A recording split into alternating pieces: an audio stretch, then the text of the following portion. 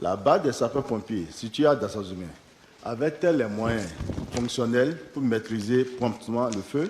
Voilà, entre autres, les préoccupations de l'élu du Parti Les Démocrates, Abdel Sika Biowa Sangari, au gouvernement, suite à l'incendie d'un bus qui est entré en collision avec un camion à Dassazoumé. Au cours de la séance plénière, le ministre de l'Intérieur et de la Sécurité publique éclaire la lanterne du député. Le groupement national de sapeurs-pompiers dispose de 24 centres de secours et compte un effectif total de 1155 sapeurs-pompiers.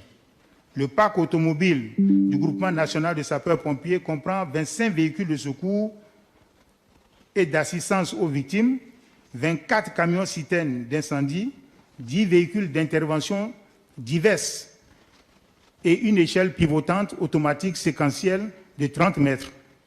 La base des sapeurs-pompiers située à Dassazoumé disposait d'un personnel de 27 agents, d'un camion-citerne en maintenance, de 2 ambulances, de 2 motos et de 2 sacs de secours. Ce matériel est visiblement insuffisant pour maîtriser le feu au regard de son caractère violent et de sa complexité due à la nature des matières combustibles, gaz de climatisation, mousse des sièges, matières plastiques, câblage électrique. Le gouvernement a rappelé que plusieurs dispositions urgentes sont prises pour renforcer les différentes bases des sapeurs-pompiers.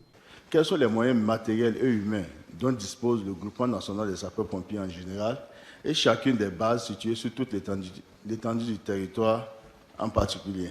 En attendant que la réforme en cours arrive à son terme, le gouvernement a décidé de procéder à un renforcement des capacités des sapeurs-pompiers en dotant le groupement national des sapeurs-pompiers d'un budget approprié inscrit au programme d'action du gouvernement 2021-2026.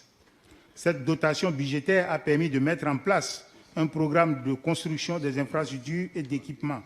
Dans ce cadre, le gouvernement a autorisé l'acquisition de 21 véhicules, dont des véhicules de secours et d'assistance aux victimes et des véhicules de lutte contre les incendies.